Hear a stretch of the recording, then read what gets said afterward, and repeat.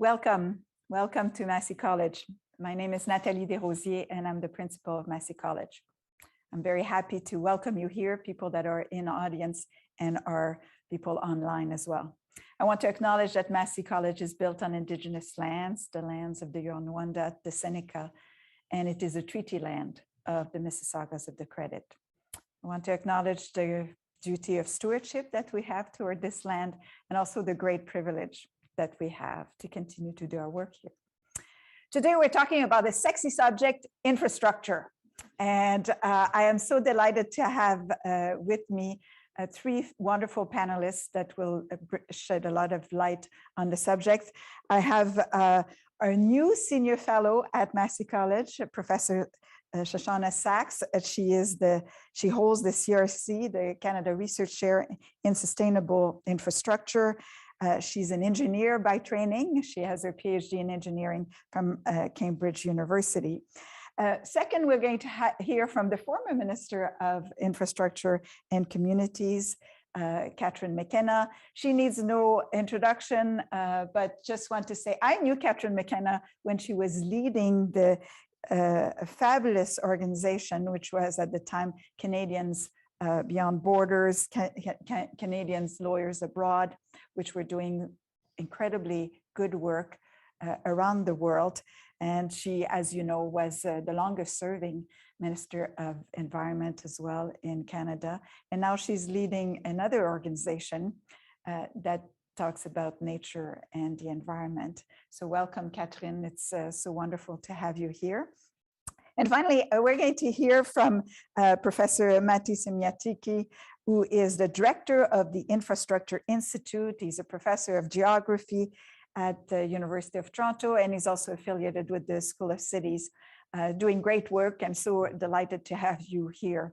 So let me start with you, new senior fellow, Shoshanna Saxe. Your work is about what do we need, what type of infrastructure we need in Canada. Can you tell us a little bit about what your work is doing and what we need to know about good infrastructure and spending? Okay, great. Well, thank you for having me and thank you for the warm welcome to Massey. In my research group, we're looking at questions of what society are we trying to build and how can we physically, within our physical world, get from here to there. And so there's a couple key challenges. First, we need to have goals. And second, we need to take seriously our time to get from here to there.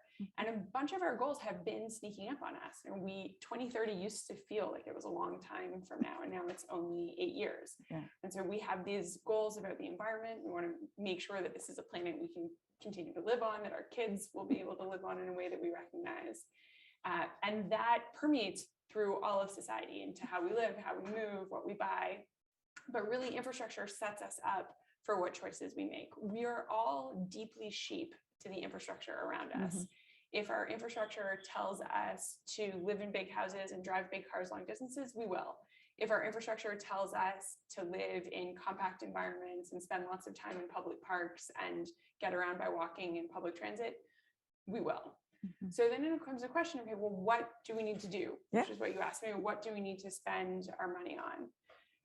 A few things. We need to dramatically be investing in more sustainable ways to get around in active transit and public transit. One great thing is that we've seen through the pandemic that when we want to, we really can move quickly on building more of that type of infrastructure. In Canada, we also have a really big challenge with having enough housing, having enough places for people to live. And we need to break with the patterns of how we've historically developed housing to build housing that both meets our social needs without compromising our environmental needs, which means a lot more housing within built environments, a lot more in the city. And more infilling in a way, as opposed to the old 1950s ways, build a road and build a suburb and expect people to then want to have another highway getting to get to work easier. So what's your let's turn to Catherine McKenna here. How did you select? What was your experience as a minister? What are the challenges to be the Minister of Infrastructure? Well, I think Shoshanna, first of all, the biggest challenge is infrastructure is not a very sexy word, so people tune out. And I was laughing. I was looking for a text, a Twitter exchange I had with John Baird, because he was a former Minister of Infrastructure. And I tweeted out something like, we really need to rebrand infrastructure because it totally undersells the final product. And as Shoshanna said, it's the how we get around, it's the local community center, it's affordable housing, so it's critically important. So I mean, there's the sales problem, but I mean, I think that part of the challenge with infrastructure in Canada is that we often don't have a clear vision of where we want to be. So I'm a bit obsessed, I won't surprise folks, with climate change. Mm-hmm. And if we say we want to be net zero by 2050, the things we're building right now are going to be critical to that. Mm-hmm. And so I think actually having a plan to map it out. So when I was minister, I embarked on a national infrastructure assessment, which sounds very boring because it's got like national and infrastructure and assessment in the title, but it's really about building the future you want and being smart about it, because you're investing a lot of capital. And I've always said every dollar you invest in infrastructure has to have multiple outcomes. Mm-hmm. Obviously, and we were doing a lot of investment through the pandemic. I mean, it had to create jobs, and it has to contribute to economic growth. Mm-hmm. But it also has to help build a more sustainable future and also tackle climate change. And when you build, you either increase emissions or you decrease emissions. It's kind of a binary thing when it comes to climate. So that's critically important, and it has to be able to adapt to the impacts of climate change. And then the third thing I think it has to do is build in a more inclusive community. It has to contribute to ensuring, in the case of affordable housing, that those that are the most marginalized, those who do not have access to safe, affordable housing, have access to that. So I think that's always the challenge, because there's often lurching on infrastructure. We're going to spend some money now on this thing, and then we're going to spend money on this thing, and there isn't a concerted effort and strategy to really figure out, where do we want to be? Where do we want to be in terms of sustainable buildings? Where do we want to be in terms of public transit? Where do we want to be in terms of affordable housing? And you need to do that. You need to have serious planning. You also have to have a serious commitment to ongoing funding to do it too. So just to follow up on this, so your assessment, national assessment of infrastructure. My sexy national infrastructure. Yeah, I know. Like, so what were the sexy conclusions? I find that very sexy. Well, I mean, the conclusion, look, I'm not minister now, so it's up to the next minister. But I mean, the conclusion was that we did a consultation. And lo and behold, when you go ask people, that people are like, yes, if we're going to spend taxpayer dollars, we better have a vision as to what we're doing with it. So a national infrastructure assessment, following the model in the UK, other countries have done it, makes a ton of sense. So I think that's the hope. And there were also recommendations. I mean, actually committing ongoing funding, a percentage of GDP to infrastructure, I think was one of the conclusions. But now you have to do the hard work. Like, an infrastructure assessment actually requires understanding what infrastructure you have, where you want to be, and how you're going to build it. And then, of course, how you're going to fund and finance it. But I'm very hopeful that that will be underway, because there was certainly a lot of support from everyone in the community. It could be folks that, work on social housing. It could be folks in the construction sector. It could be cities. Everyone was like, let's be serious about infrastructure. Let's be mindful of taxpayer dollars. Let's make sure we get multiple benefits. And for sure, let's make sure that we have a plan that's going to be consistent with being net zero by 2050. So Matti, if I turn to you now, so you are the director of the Infrastructure Institute, another sexy title, but what when you hear the former minister speak about the plan and the need to engage communities in deciding what they want to spend the money on, is that a new vision, or is that something that happens before? What do you see are the challenges?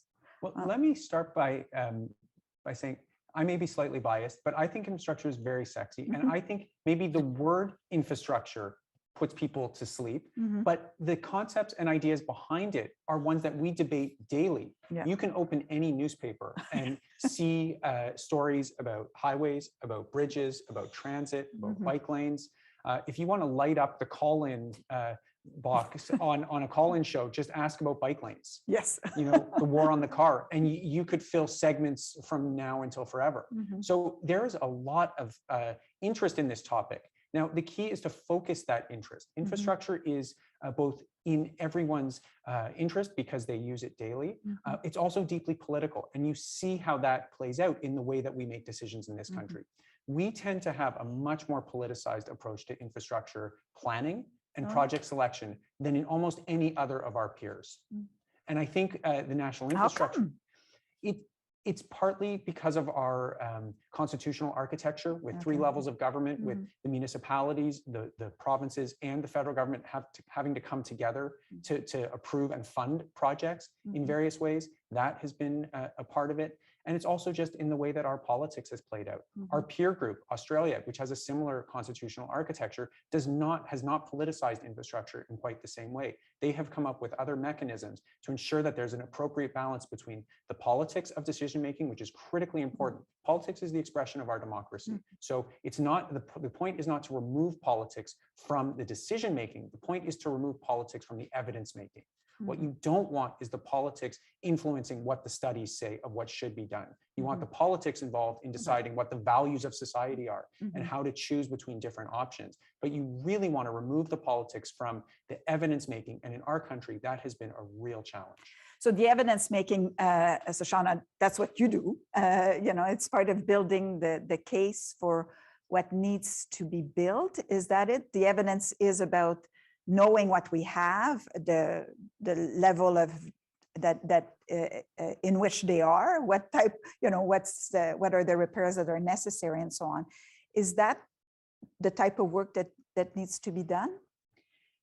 I mean, so there's a question of what needs to be done research-wise and what needs to be done in the world.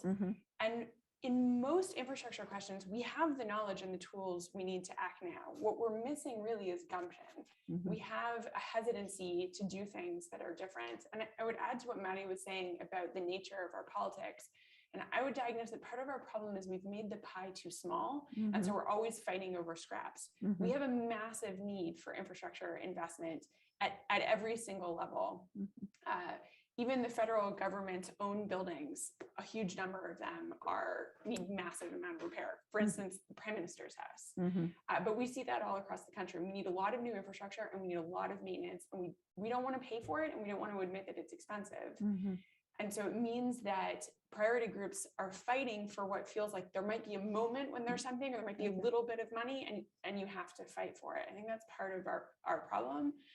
We have the evidence that any level of government could come to a group of academics and say, we want to reduce greenhouse gas emissions. What is the pathway to do it? We don't need any new research. We don't need any new tools. The pathways exist. What we need to know is, how do we make it real? So, Catherine, is it difficult around the cabinet table to get money for infrastructure? Is it because the return is later in life? Is that what makes it difficult? What do you think? Well, I think I was pretty good at getting infrastructure money. I made the case that, you know, we needed significant money for public transit. So we made significant investments in public transit, the largest investments that have been made in Canada's history.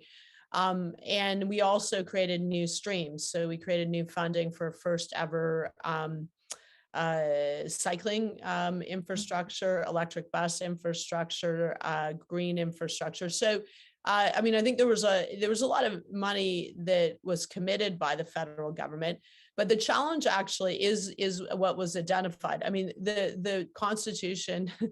I mean, I don't think we're going to change the Constitution on this, but you know, obviously you need to be working with the province, and also the way it's funded. I mean, the province puts in its share of money, as well as the municipality. And if your priorities are not shared, it can be very tricky. And I saw that. So in the federal government had different envelopes of money, and some provinces would spend no infrastructure dollars, none. They just wouldn't put in money, even when even through COVID, when we changed it, where we put 10% of the governments of different, provincial government and provincial and territorial governments' money would be, we would match it 80%. They only had to put 20%, and we broadened the categories, and some provinces just still wouldn't do it. And so that's it. And often when folks do it, and we saw this because the decisions, the way the infrastructure program worked, it's really led by the municipality in the province, where they would submit under, it would be under a particular category, transit or whatever, the project, that they may decide that they don't want to invest in cities. They're going to invest in rural areas, or they don't want to invest in public transit. So, that is very tricky, which gets to this. How do you depoliticize this process a bit? I mean, you're always going to have politicians involved with infrastructure decisions, but how do you actually have a frame where, where you look at this objectively and say, okay, if your goals, let's just take one very clear goal, you want to be net zero by 2050. Well, that certainly means you're going to have to do things differently when it comes to transit. You're going to need significantly more transit, and you're going to need transit in particular centers and designed in a way that's actually going to reach the people that need the transit.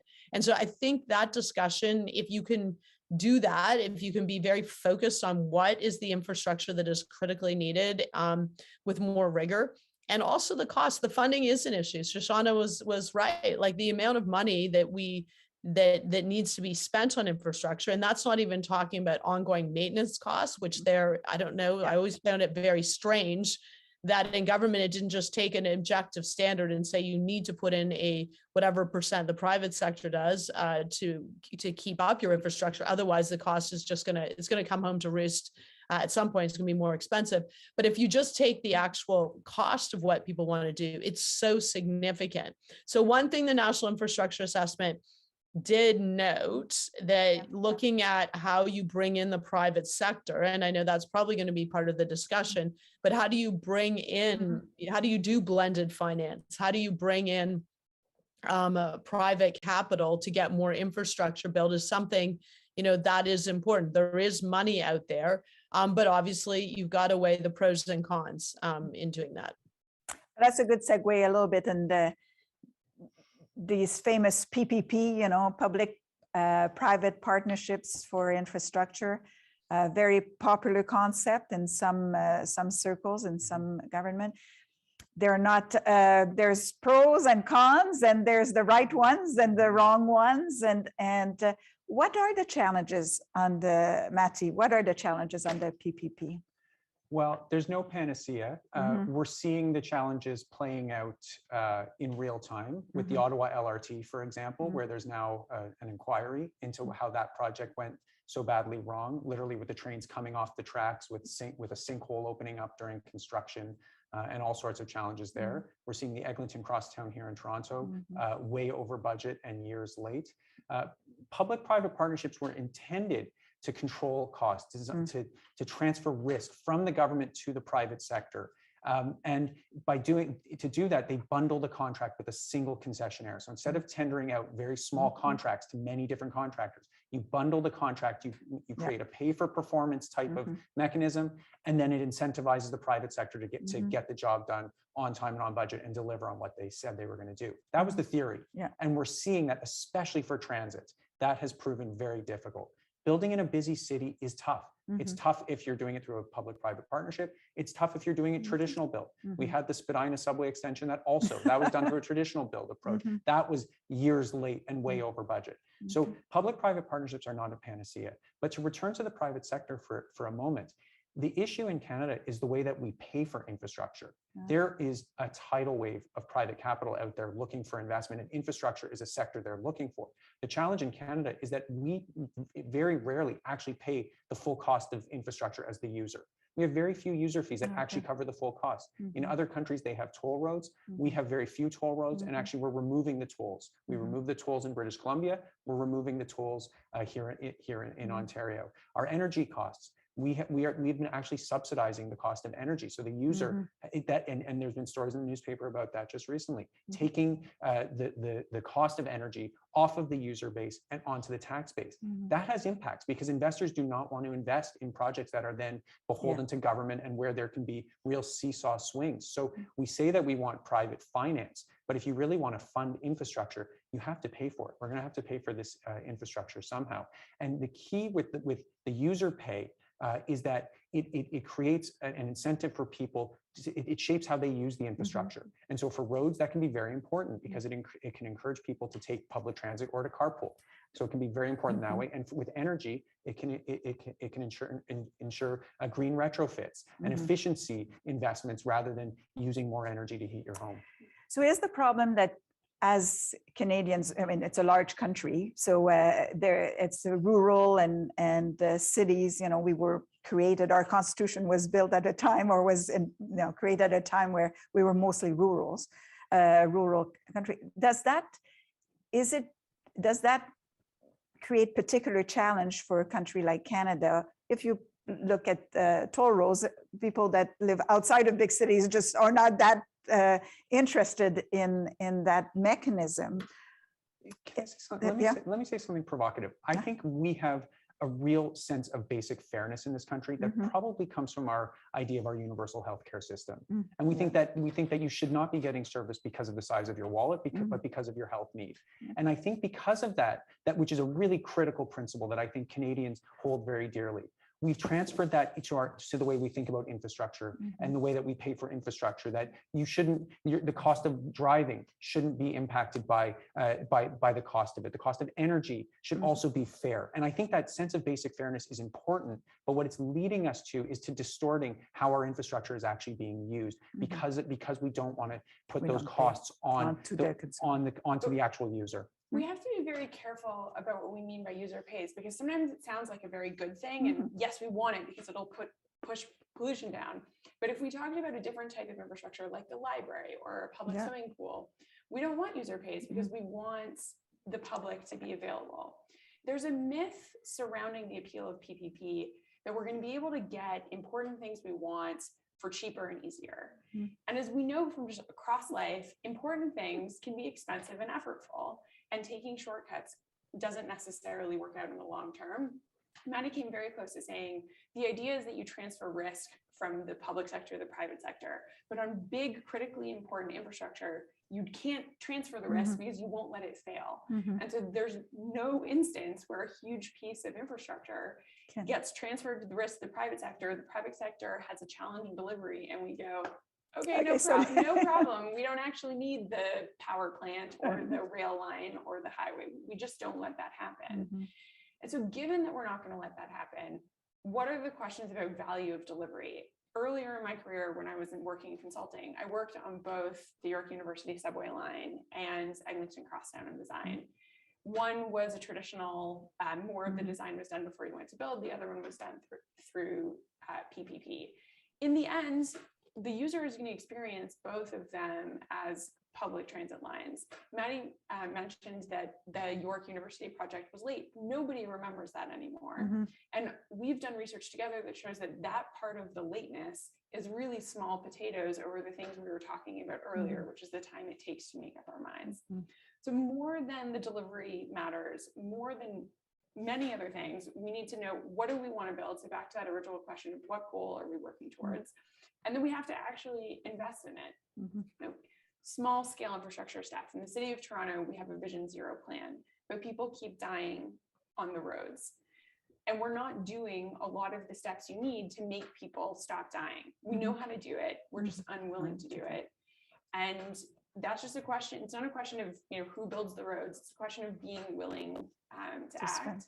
And, you know, I give the minister credit. A lot of wonderful things have come out of the federal ministry. We need more. We need it at the provincial level. We need it at the city level, which is day-to-day managing and delivering a lot of our infrastructure. Can I add one other point just very quickly, which is you don't need to have the private sector involved to charge user fees.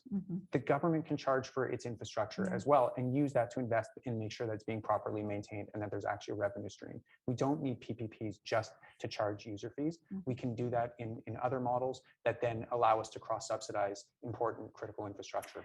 So, Catherine, if you had to sell that, to sell user fees or to even sell higher taxes, which I think is also part of the equation here, or should be, is that does that continue to be a problem for a politician to take that line? You know what, it is a challenge. I mean, depending on whether the user fee is very obvious or not. I mean, in a way, I mean, you know, the reality is Canadians are paying one way or another. Mm-hmm. Either paying through your taxes or you're paying a user fee or a combination. But it is tricky. And I mean, look, we have the Canada Infrastructure Bank that is designed to crowd in private sector money. So it's not necessarily about user fees at all. And it's been able to be creative. So I'll give you an example. I think it's a really great example. The Canada Infrastructure Bank is part of funding electric buses. And because there are savings on the buses, that you can leverage financing.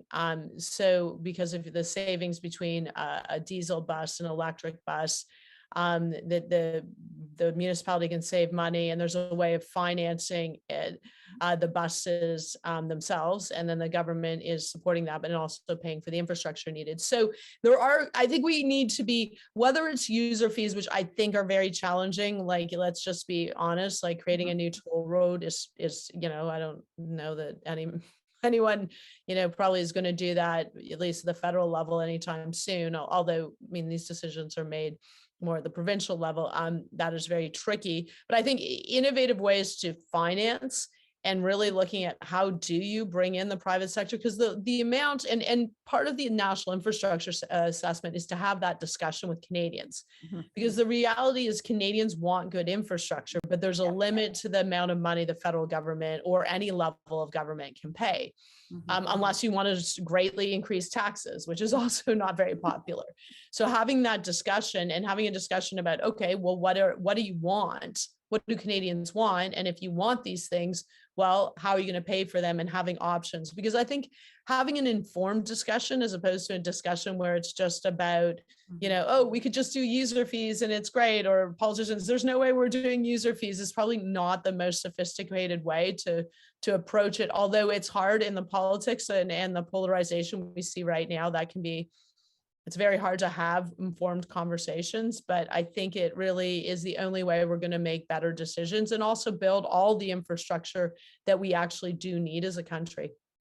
There's another layer here I would add, which is we could build good, cheaper infrastructure. And I don't mean build a subway line cheaper. I mean, build infrastructure that works, that gives us transit, that gives us housing, that gives us energy by investing in forms and types and organizations that are cheaper. One of the classic lines about the Netherlands and their investment in cycling infrastructure is people ask them, how did you afford to build all the cycling infrastructure? And they said, we were broke. It was the cheapest thing to do. How do you not afford to build cycling infrastructure? So cycling infrastructure, dedicated bus routes, there's a lot of things we can do that we can do well that are fast and cheap. Dense urban communities are much, much cheaper per person than sprawling infrastructure. And so we can choose also to make things cheaper, not by making them worse, but just being more strategic. I want to come back a little bit to the idea that Catherine mentioned about how do you sustain the investment over time, because you need almost the perfect alignment with the municipality wanting it, the province wanting it, and the federal government wanting it, all maybe in the same party, or at least being committed to a similar way. Are there ways in which the sustained financing could be almost incorporated in our DNA, you know, that we wouldn't have to argue so much? Catherine, have you ever thought about not asking for a contribution from our province and just paying it 100%? You know what? I'm ahead of you on that one. Yes, we did it. We did. So a lot of our programs were direct with cities. because it was a challenge. I mean, the reality though is you're leaving money on the table, at least in theory, with the province contributing. But the programs that we created that were really focused on sort of sustainable city infrastructure were direct with municipalities, because it was a real challenge. And to be honest, it made me absolutely furious that we had money on the table and provinces would not spend that money because they did not believe ideologically in things like cycling or electric buses. I mean, it was completely bananas. And who was really being hurt? It was Canadians. And it was certainly driven by politics. And I'm just being really frank, but I'm going to call a spade a spade. And if you're the infrastructure minister sitting with money during a pandemic where you need to create jobs and growth, and you promised you're going to do that as part of your portfolio with Canadians, it makes you rethink how are we doing things. Having said that, once again, I don't like the idea that the federal government is on the hook for everything. So that was, it's just unfortunate. And I, once again, get back to how do you depoliticize as much as possible, which is not really entirely at all possible in infrastructure. But I mean, how do you get away so you have a rational approach? And I'll give a shout out to the Federation of Canadian Municipalities, because they often come out and say, this is what municipalities need. And they, I mean, you know, they are pretty clear on the, you know, they're lobbying on behalf of municipalities, and municipalities know their needs, and they're often not that different. Good transit, good housing, green infrastructure. Those are critically important, and it's about the quality of life for people. So I wish we could get beyond the politics. And also not keep money in a pandemic when you need growth and jobs. I mean, that really is absurd, but also in the context of the need to hit net zero by 2050 and build a more sustainable future, we need to be making those investments now. So let's open the floor to questions from the audience, both online and in person. So any questions for, yes, junior fellow? Rocher? Hi, everyone. Thank you very much for a really interesting panel, and of course a lot of challenges on financing and delivering infrastructure. My question is about part of the problem of institutional sort of divisions in delivering infrastructure. You know, one project that comes to mind a lot when we talk about transit and delivering rail project or some of the other sort of major national projects. You know, either we put in money, we find alternative financing options like a 3P model, or we find other ways of unlocking existing infrastructure. A lot of that is politically unpopular, negotiating with our major freight railways, working with the provincial partners. How are there sort of a number of opportunities across the country for dealing with some of those governance gaps and those divisions,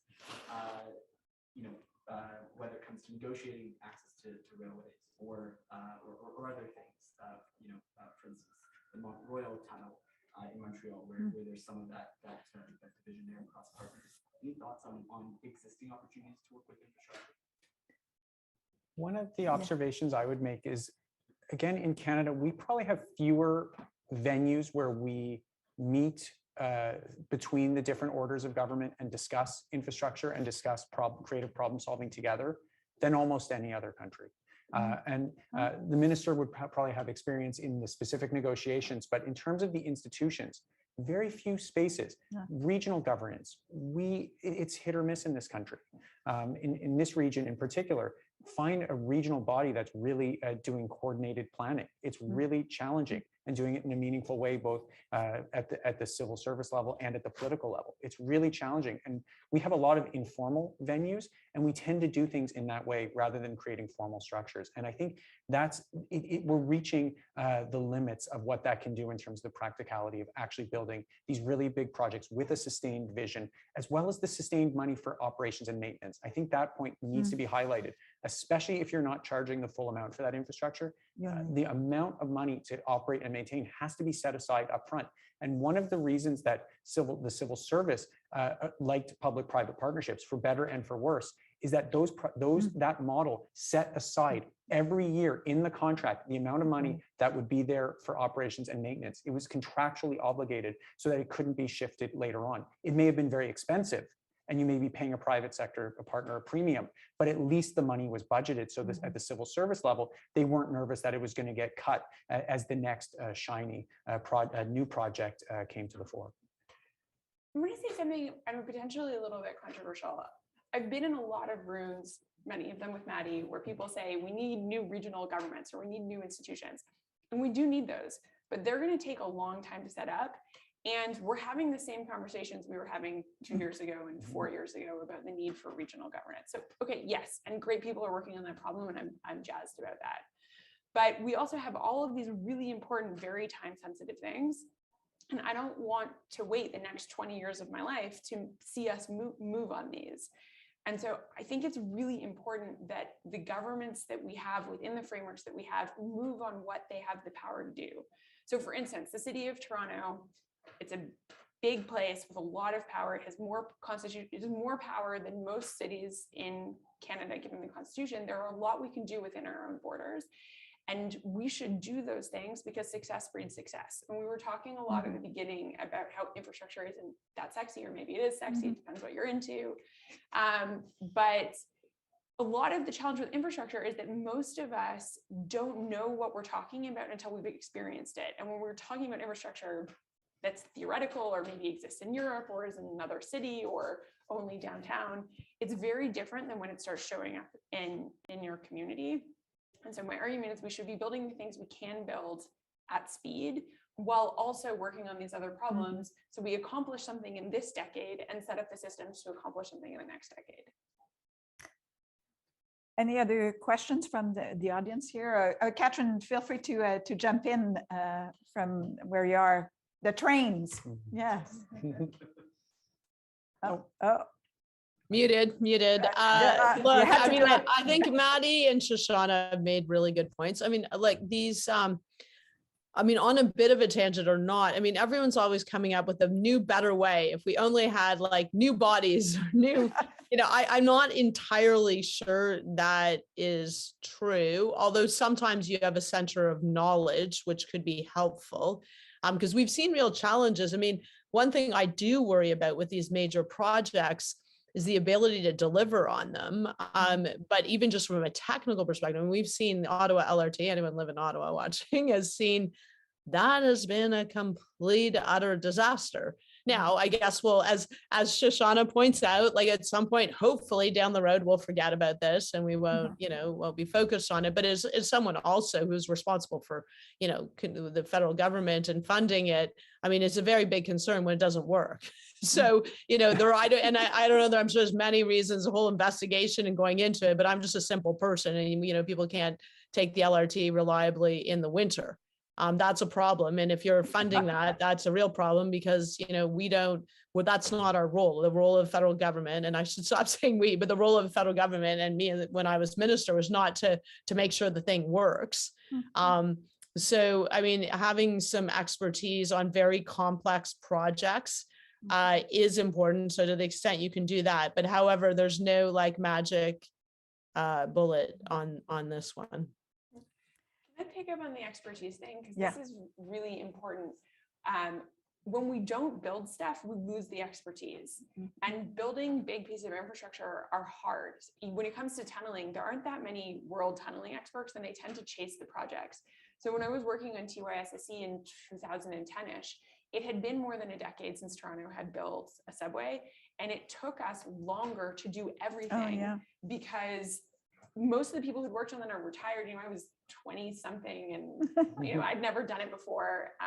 And that really mattered. And there was a dream at the time that when we pulled the tunnel boring machines out of the ground there, we would just cart them to a different part of the city and put them back in again. And that we would be continually investing in our infrastructure, using our knowledge and our capacity to make things better over time.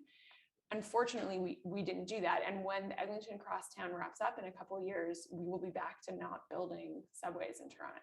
Can I pick up on something that I think is a misnomer, certainly in this region and perhaps even across the country, which is that we don't build anything. that nothing happens here and we can't have nice things. I mean, we have done in the last Yes. decade so much infrastructure. In this province, we've built 40 or 50 new hospitals. We have transit lines that are opening. We have Union Station, which is a gem. People from New York who are dealing with Penn Station and elsewhere would be envious of what we have there. People come from abroad and are stunned at how much construction of infrastructure is happening in this region. Is it enough? Of course not. But the idea that we have built nothing in this region or in this country over the last decade and a half, I think undermines the idea of the public investment, that there has been a commitment to infrastructure. The big question is whether it's in the right projects, in the right place, with the right technologies. And then to Catherine's point, whether we're actually delivering them appropriately.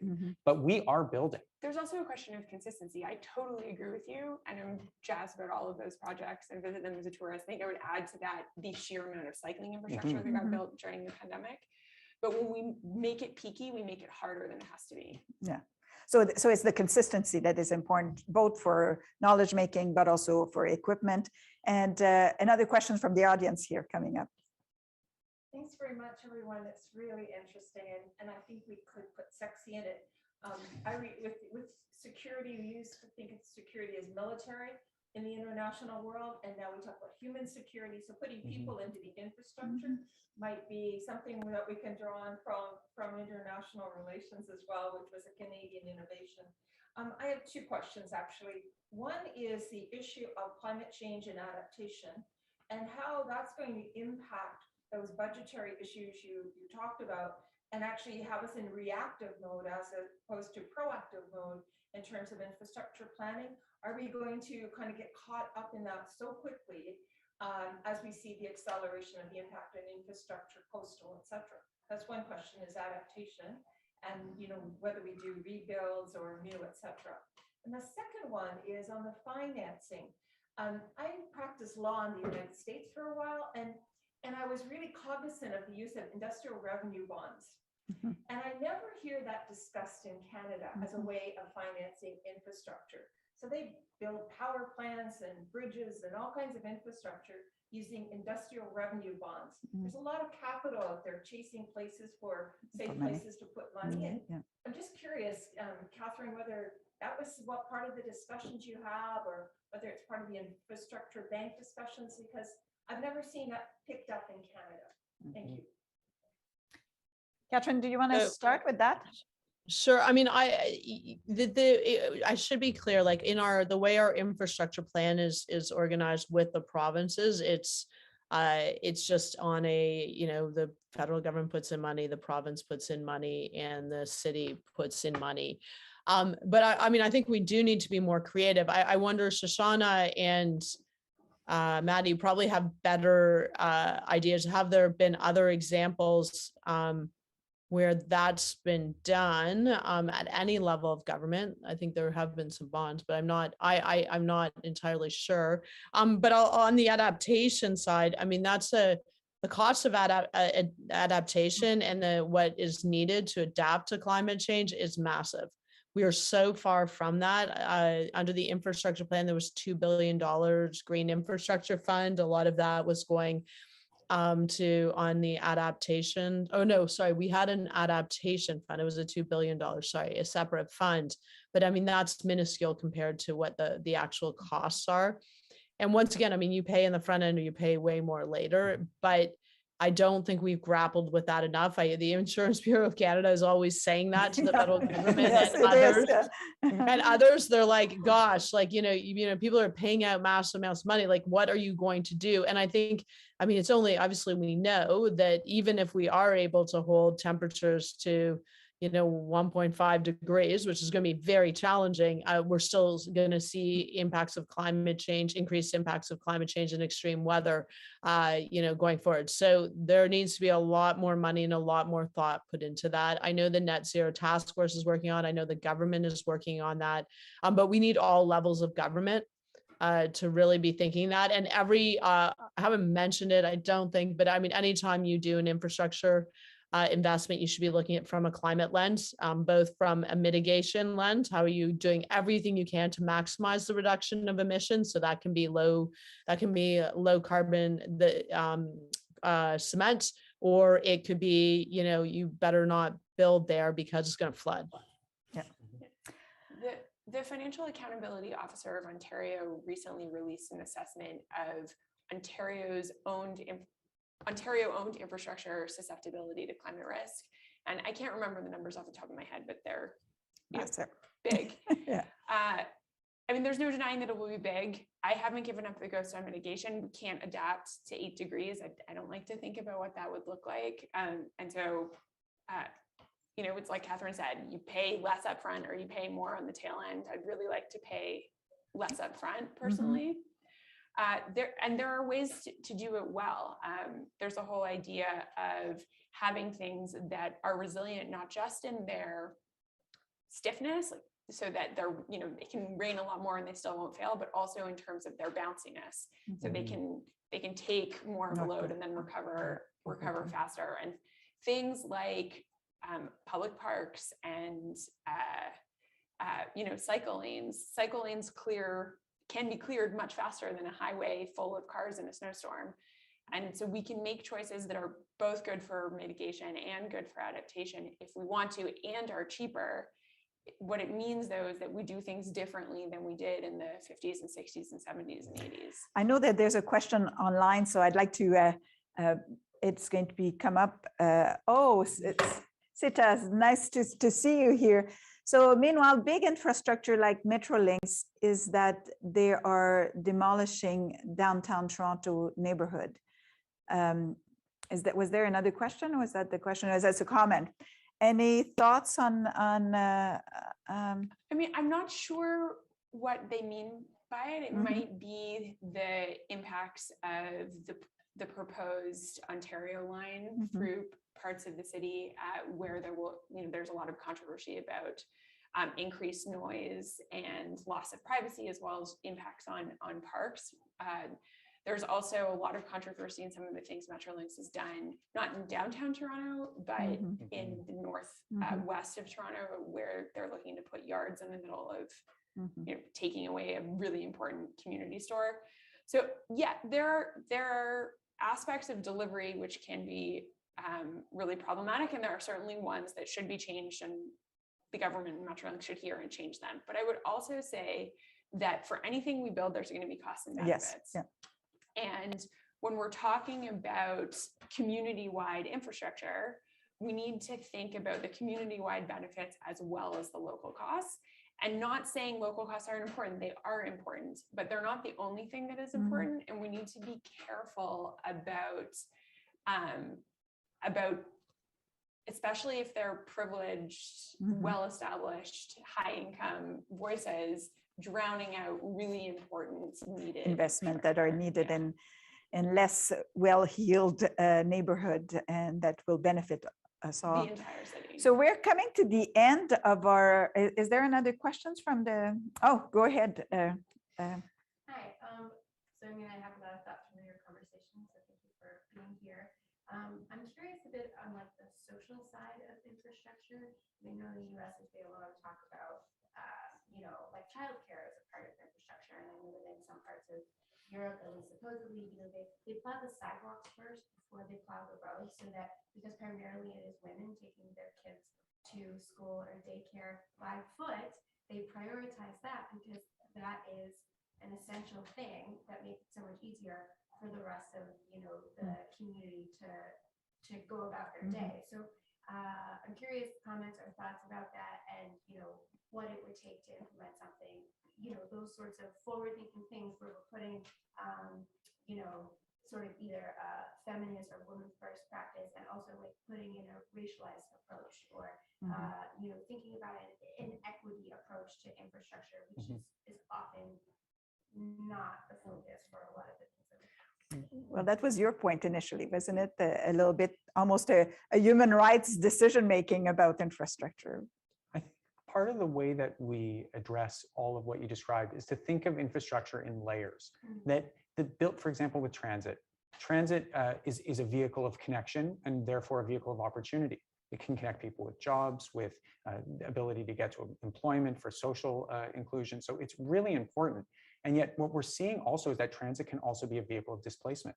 we're starting to see now in many of our neighborhoods, like Little Jamaica and elsewhere across this city, that as better transit comes, the developers are moving in, the prices are going up, and there's real concern that both retail and residents are going to be pushed out. I think that doesn't, to Shoshanna's point, it doesn't mean that we don't build infrastructure. It means that we think about the infrastructure in 3 dimensions, that on top of the new lines or the new wires or whatever the civil infrastructure is, we think about the social infrastructure.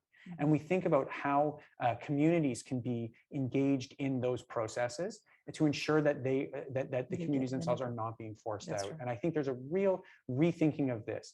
This is something that in this region, the idea of transit leading to displacement is something that we are really grappling with in a new way and with real urgency. And it's happening right across the city and the region. It's happening in Mississauga, on the Huron-Ontario line, on the Eglinton crosstown, on the Ontario line, and elsewhere. I think this is a real issue. And I think part of the way we do this is think about how you build housing around transit, how you encourage the types of affordability as to tap into the elevated land values, but use that not so that there's private property, but rather so that there's community benefit, so that the public benefits, and so that communities that are most in need can continue to live and benefit from the infrastructure that gets built. We're coming to the end of our hour, so I want to give each of the speaker the occasion to just wrap up a little bit. What do you think Canadians should remember from this conversation? Catherine, let's start with you. Well, I mean, I guess maybe it's going back to the very beginning, where infrastructure is critically important and one we should rebrand, but that it's really about how do we improve the lives of Canadians with the things we built, recognizing that there are limited taxpayer dollars. And so I think that, we have a real opportunity to be thoughtful and innovate in a space where it could, use some innovation, both in how we do projects, execute projects, select projects. And I think that's what Canadians are expecting more and more, whether it's making sure that we're looking at projects from a climate lens, or looking at an inclusivity lens and a social lens, who is getting the infrastructure. And I would like to see more analysis of that, because I do think from the little data I've seen that often the infrastructure is built in areas that already has good infrastructure.